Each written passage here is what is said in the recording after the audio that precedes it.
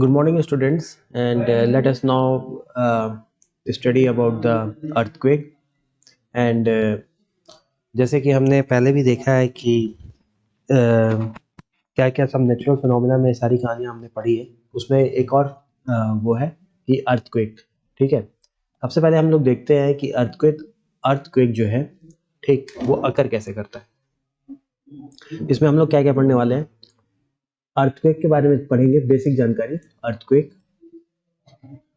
इसके अकरेंस के बारे में पढ़ने वाले हैं, अकरेंस के बारे में, ये मतलब कैसे आ रहा है, क्या हो रहा है।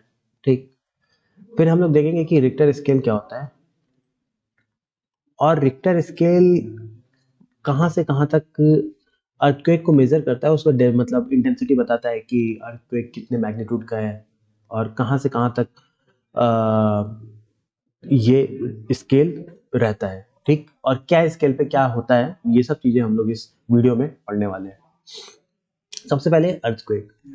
ठीक है, तो अभी जो स्टूडेंट्स ये पढ़ रहे होंगे, माइट बी, अगर बच्चे आप लोग गोरखपुर में होंगे तो आप लोग को पता होगा कि 2015 में यहाँ पे एक अच्छा अर्थक्वेक आएगा, अच्छे मैग्नीट्यूड का अर्थक्वेक आया था।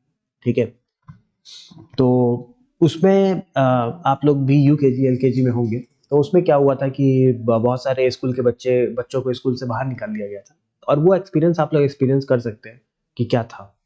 ठीक, तो बिल्डिंग्स और ग्लास जो होती है वो अपने आप ही हिलने लगी थी।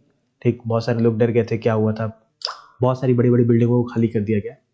ठीक है, और देखते ही देखते आधे घंटे के अंदर सारे लोग बिल्डिंग खाली करके रोड पे आ गए। ठीक है, तो ऐसा क्या हुआ था। ठीक, तो वहां पे जो बिल्डिंग्स थी वो सारी हिलने लगी थी। ठीक है, बच्चे डर गए थे। ठीक, बहुत सारे महिला पुरुष सब लोग डरे हुए थे कि आखिर क्या होने वाला है। ठीक है, कब हुआ था ये, 2015 में। और बहुत सारे बच्चों को मैंने पढ़ाया तो उन्होंने बताया कि हाँ ऐसा कुछ हुआ था, वो यूकेजी या क्लास फर्स्ट में थे और बता रहे थे कि कैसे उनको स्कूल के बाहर कर दिया गया था। सब बच्चों ने अपना एक्सपीरियंस शेयर किया। ठीक है, तो आप लोग को भी पता है कि अर्थक्वेक क्या होता है, मतलब बहुत सारे आई मीन बहुत कम लोग इस I mean no one should experience this. ठीक है, लाइफ टाइम में कोई इसको एक्सपीरियंस ना करे, लेकिन जो एक्सपीरियंस कर चुका है, ठीक है, वो बताते हैं कि कैसा क्या होता है। ठीक, ठीक है, तो ये आप कुछ बिल्डिंग्स देख रहे होंगे जो गिरी हुई है। ठीक है, ये ऐसे क्यों गिरी हुई है, बिकॉज ऑफ द अर्थक्वेक। ठीक है, अर्थक्वेक के से क्या होता है। ठीक, जो बिल्डिंग्स हैं वो जनरली अगर मैग्नीट्यूड ज़्यादा हो जाता है तो बिल्डिंग्स जनरली डिस्ट्रॉय हो जाती है, गिर जाती है। ठीक है, वो सब अलग चीज़ है। ठीक, आप लोग को पता नहीं होगा बट 2001 में अहमदाबाद में एक बहुत बुरा अर्थक्वेक आया था। अहमदाबाद में, कहाँ पे, अहमदाबाद गुजरात में बहुत बुरा अर्थक्वेक आया था। ठीक है, और उसके बाद सुनामी आया था 2004 या 5 में, जो कि मेरे नॉलेज में है। ठीक, उसके बाद मैंने कभी नहीं सुना कि इतना बुरा अर्थक्वेक इंडिया में कभी आया है। ठीक है, इवन 2015 का जो अर्थक्वेक था, by God grace, God blessing, इतना इतना बड़ा नहीं था। ठीक है, इतना ज़्यादा स्केल का नहीं था। ठीक, तो first let us now come and study what are the various causes of the earthquake. Earthquake क्यों आता है। ठीक है, तो अर्थक्वेक जानने से पहले पहले हम लोग ये जानते हैं कि हमारे अर्थ कैसा है। ठीक है, इसमें जो वेरियस प्लेट्स होती है क्या क्या होती है, ये देखो, ये अपना अर्थ होता है। ठीक, जो पहला जो प्लेट है उसको हम लोग क्रस्ट बोलते हैं। ठीक है, जो जनरली लास्ट करता है अप टू, आप कह सकते हो कि 40 किलोमीटर्स तक डेप्थ में लास्ट करता है। ठीक है, बहुत ही सरफेस लेवल पे होता है क्रस्ट। ठीक है, ये क्रस्ट हो जाता है। फिर अगेन देयर कम्स मेंटल। ठीक, the second layer is mental and the third is core. ठीक है, क्रस्ट, मेंटल एंड कोर, तीन तीन लेयर में हमारा अर्थ डिवाइडेड है। ठीक है, कोर को मैं बना देता हूँ लेट अस से कि रेड से, ग्रीन से समझ लो कोर। ठीक है, ये पूरा कोर है। सेकेंड इज रेड से लेटर से मेंटल है, ये पूरा आपका मेंटल है। ठीक है, ये मेंटल है, crust, mental and core. Core बहुत ही छोटा सा लेयर होता है ऊपर की तरफ, ठीक। तो इसलिए एक ग्रीन ग्रीन से बस मैं दिखा दे रहा हूँ कि this is a crust, crust, mental and core, ठीक है। तो 3 लेयर होते हैं, ओके। इसमें जो क्रस्ट में होते हैं डिफरेंट टाइप्स के प्लेट्स होते हैं, ठीक। क्रस्ट में क्या होते हैं, डिफरेंट प्लेट्स होते हैं, ठीक है। क्रस्ट है, क्रस्ट में क्या होगा, डिफरेंट प्लेट्स होंगे, ठीक। ये प्लेट अलग रहती है, ठीक है, ये प्लेट अलग रहती है। तो there is a constant movement in the plate, plate में ना एक कांस्टेंट मूवमेंट होता है, सब हर एक प्लेट जो है डिफरेंट डिफरेंट डायरेक्शन में कहीं ना कहीं जा रहा है, ठीक है। ऑल्दो की इसकी स्पीड बहुत कम होती है, लेट अस से कि 1 से 2 mm पर ईयर, ठीक है, इतना इतना कम का मूवमेंट होता है, but they are in moving state, सारे जितने भी प्लेट्स हैं, ठीक है। क्रस्ट में जो भी प्लेट्स हैं वो एक मूविंग स्टेट्स है, मूविंग स्टेट में है, ठीक है। इसी को हम लोग टेक्टोनिक प्लेट्स कहते हैं, क्या बोलते हैं, टेक्टोनिक प्लेट्स, ठीक। इस इसी के मूवमेंट, इसका जो टेक्टोनिक प्लेट्स का मूवमेंट है, that is the main reason for the earthquake, the movement of the tectonic plates is the main reason for the earthquake, ठीक है। There can be multiple type of movement in the tectonic plates में जो tectonic plates हैं, ठीक है। Tectonic plates की जो movement है वो बहुत बहुत तरीके की हो सकती है। पहला तरीका क्या है, एक्सटेंशन। टेक्टोनिक प्लेट्स एक दूसरे से दूर जाते हुए ऐसे दिख सकते हैं, ठीक है। तो आप ये देख रहे होंगे कि ये वाली प्लेट ऊपर आ रही है और सिमिलरली ये वाली प्लेट नीचे जा रही है, ठीक। तो एक दूसरे को छोड़ते हुए जा रहा है, ठीक है। सेकंड हो सकता है कंप्रेशन, एक प्लेट और दूसरी प्लेट एक दूसरे से ऊपर आ रही है, इस तरीके का, ठीक है। तो व्हेनेवर इस तरीके का आ रही होंगी तो यहाँ पे जो लाइन है, फॉल्ट लाइन इसको बोलते हैं, ठीक है। इस लाइन पे बहुत सारी एनर्जी, या आप कह सकते हैं कि एक सीस्मिक वेव उत्पन्न हो जाती है, ठीक है। जो आप ये देख रहे होंगे कि ये प्लेट और ये प्लेट आपस में एक दूसरे की तरफ आ रही है, ठीक है। जब आ रही है, टकरा रही है, तो एनर्जी का बहुत ज्यादा एनर्जी रिलीज होगी, जिस जो कि रीजन बनता है अर्थक्वेक आने का, ठीक। और टेक्टोनिक प्लेट्स आइदर एक्सटेंशन हो या कंप्रेशन हो या ट्रांसफॉर्म करे, एक दूसरे के पैरेलली ऐसे स्लाइड करते हुए चली जाए, तब भी there is a chances of earthquake. ये देखो, एक दूसरे को स्लाइड करते हुए जा रही है, ठीक है।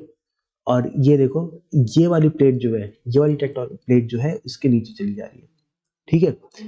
टेक्टोनिक प्लेट्स का चाहे जैसा भी मूवमेंट हो, if the two plates will collide, अगर दो प्लेट आपस में कोलाइड कर रहे हैं या अटैच कर रहे हैं, डिटैच कर रहे हैं, कुछ किसी भी तरीके से एक दूसरे पे मूवमेंट कर रहे हैं, ठीक है, तो there is a high chances of the earthquake, earthquake की बहुत ज्यादा चांस है, ठीक। एंड व्हाट कैन बी से कि जो प्लेट्स है, प्लेट्स का मूवमेंट जो होता है दैट इज 1 to 2 mm पर ईयर, बहुत कम का मूवमेंट होता है, ठीक है।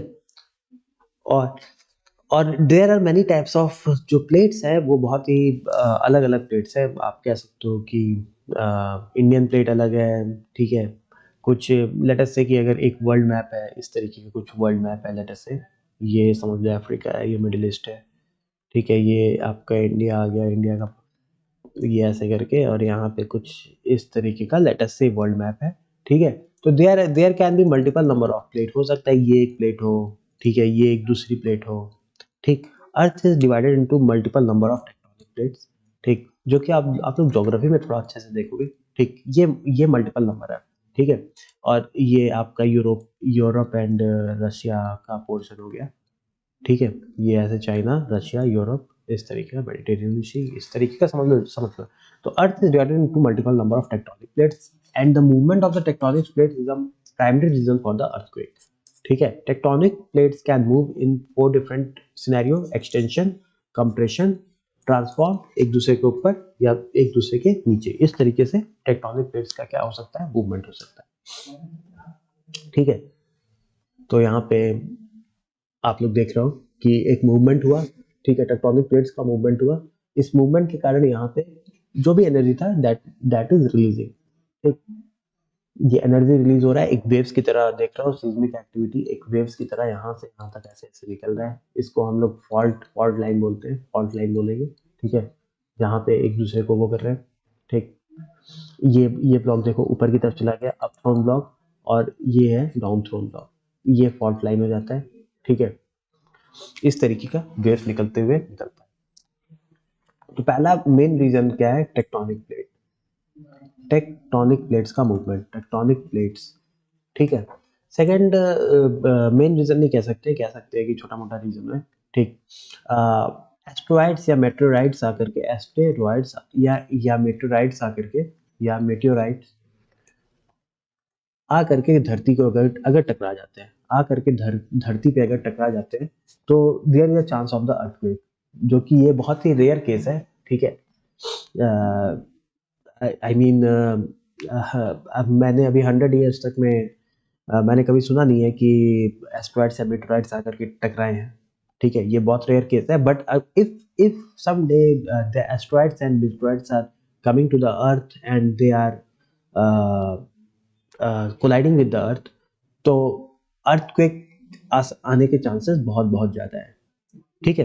अभी तक एक एस्ट्रॉइड्स जो मैक्सिको के रीजन में आकर के टकराया था, ठीक है। आप लोग नॉर्थ अमेरिका का मैप अगर देखेंगे तो यहाँ पर एक इस तरीके का क्रेटर आपको देखने को मिलेगा, ठीक है। तो माना जाता है कि यहाँ पर एक बहुत ही करोड़ों साल पहले, ठीक है, million of the year back, तो यहाँ पर आकर के कोई एस्ट्रॉइड्स टकरा गया था, एस्ट्रॉइड या मेटेओराइट्स आकर के यहाँ पे ऐसे टकरा गए थे, ठीक है, जिसके कारण 12 किलोमीटर लंबा एक क्रेटर बन गया था। मैक्सिको जोन में आप देखेंगे इस तरीके का क्रेटर दिखेगा, 12 किलोमीटर डायमीटर वाला क्रेटर बन गया था। वहां पे अभी अभी पानी भरा हुआ है, ओशन है, ठीक है। तो एंड माना जाता है कि यही जब अर्थ ये जब टकराया था, तो that is the primary reason why the dinosaur disappear from the earth, ठीक है। इस समय जो अर्थक्वेक आई थी दैट इज अराउंड 12 के मैग्नीट्यूड की अर्थक्वेक आई थी, ठीक।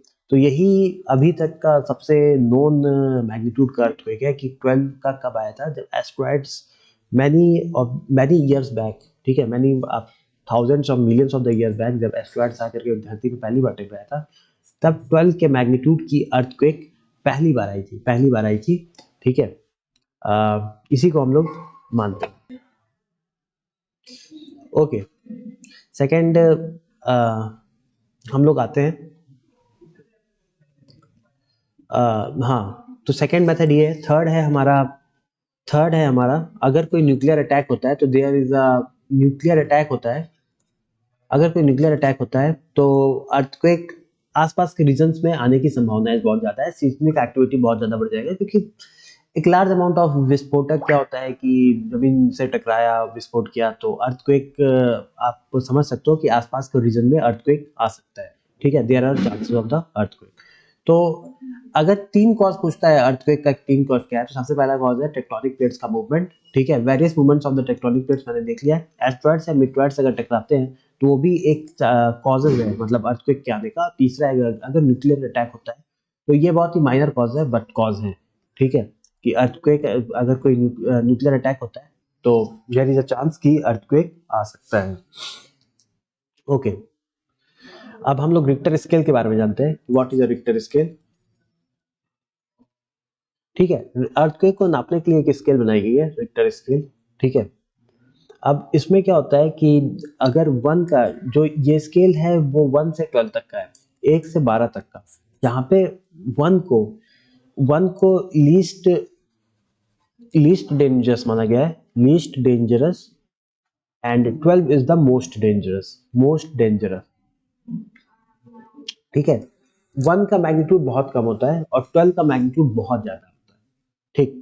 तो आप ऐसा मान सकते हैं कि दिस इज 1, रिक्टर स्केल में अगर 1 है दिस, तो आप यहाँ पे 10 तक है, but 11 and 12 there are two more, 11 and 12, 12 11 12 12 को मोस्ट डेंजरस और हाईली लीथल माना गया है, और 1 को ठीक है इजी, दैट इज इजी, ठीक है। अर्थक्वेक का लेवल इजी लेवल है अर्थक्वेक का, और 12 is the most serious level of the earthquake, ठीक, एक्सट्रीम डिजास्टर वाला।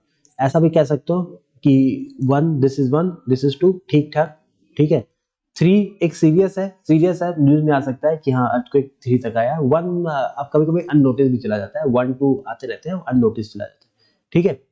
4 एक्सीडेंट तो है बट विदाउट एनी रिस्क, ठीक है। फिर 5 हाँ there is a risk, chance risk होगा बढ़ता गया। 6 6 या डेंजरस, डेंजरस यहाँ पे आपको पता लगने लगेगा, इवन 4 5 6 तक में आपको पता लगने लगेगा, हाँ ठीक है कुछ ना कुछ हुआ। 4 में ठीक है रिस्क कम रहेगा, बिल्डिंग बिल्डिंग नहीं गिरेगी। 5 और 6 में देयर कैन बी चांसेस कि कुछ छोटे मोटे जो मडी हाउस या इस टाइप के बिल्डिंग्स गिर सकते हैं, ठीक है। 7 इज अ मेजर एक्सीडेंट, ठीक है 7 बड़ा होता है। 8 9 and 10 is a extreme disaster zone. 10 जैसे जैसे हम लोग ऊपर जाते हैं, एक स्केल ऊपर जाते हैं, there is a extreme disaster zone, ठीक है। एक और चीज से हम लोग समझ लेते हैं रिक्टर स्केल को, ठीक। यहाँ पे मैं मैग्नीट्यूड दिखा रहा हूँ, यहाँ दिखा रहा है कि कितने केजी टीएनटी के फोड़ने के बराबर है, ठीक है। 0 to 1 का जो मैग्नीट्यूड है वो 20 किलो डायनामाइट फोड़ने के बराबर है। We can not feel this, हम लोग ये सब फील नहीं कर सकते। 0 to 1 का मैग्नीट्यूड आता रहता है, ठीक है, हम लोग ये फील नहीं कर पाएंगे।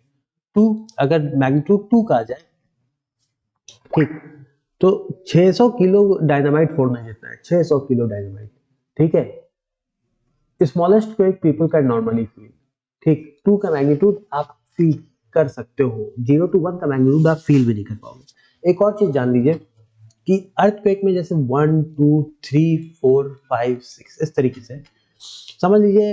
1 पे जो एनर्जी रिलीज हो रही है वो एक्स है, ठीक है। तो 2 पे जो एनर्जी रिलीज होगी वो क्या होगी, मतलब इसका 10 टाइम्स, 10x। 3 पे जो एनर्जी रिलीज होगी वो इसका भी 10 टाइम्स, 100x। 4 पे जो एनर्जी रिलीज होगी इसका भी 10 टाइम्स, यानी हर एक स्टेप पे जो एनर्जी रिलीज हो रही है वो 10 टाइम्स है, ठीक है। एक मैग्नीट्यूड आप बढ़ा देते हैं तो एनर्जी रिलीज जो होती है वो कितनी बढ़ जा रही है, 10 टाइम्स बढ़ जा रही है। लेट अस से कि एक एग्जांपल समझाते हैं कि 1 पे लेट अस से 100 जूल ऑफ एनर्जी रिलीज की, तो 2 पे कितना होगा 1000, इसका 10 टाइम्स। 3 पे इसका 10 टाइम्स, पिछले वाले का 10 टाइम्स। 4 पे इसका 10 टाइम्स, ठीक है, इसका 10 टाइम्स, ठीक।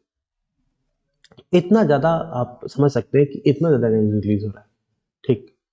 2 पे 600 किलो डायनामाइट फोड़ने जितना है, ठीक है। इसको लोग नॉर्मली फील कर लेते हैं। 3 पे 20,000 किलो डायनामाइट, मतलब I cannot even imagine 20,000 kilo dynamite, people near the epicentre feel this, ठीक। इतना इतना फोड़ने जितना होता है, ठीक है, जो एपिसेंटर के पास है। एपिसेंटर क्या होता है अभी मैं उसे ही बता देता हूँ, ठीक है। Where is that thing epicenter, और फोकस मैं उसे ही बता देता हूँ, ठीक ठीक है। 4 पे 60,000 किलो डायनामाइट फोड़ने जितना है, ठीक है। Damage around the epicenter it is same as the fusion bomb, ठीक है। 5 पे भाई देख लो इतना किलो ऑफ डायनामाइट फोड़ने जितना है, ठीक है। अब तो मुझे जीरो भी नहीं गिना जा रहा है, इतना ज्यादा हो गया है कि जीरो नहीं गिना। 60,000 यहाँ पे मैं पढ़ लिया, यहाँ पे तुम्हें पढ़ा भी नहीं जा रहा है, ठीक है। 2 करोड़ किलो यार, 2 करोड़ किलो, बहुत ज्यादा। 20 मिलियन हो गया, 20 million dynamite, KG of dynamite damage done to the weak building.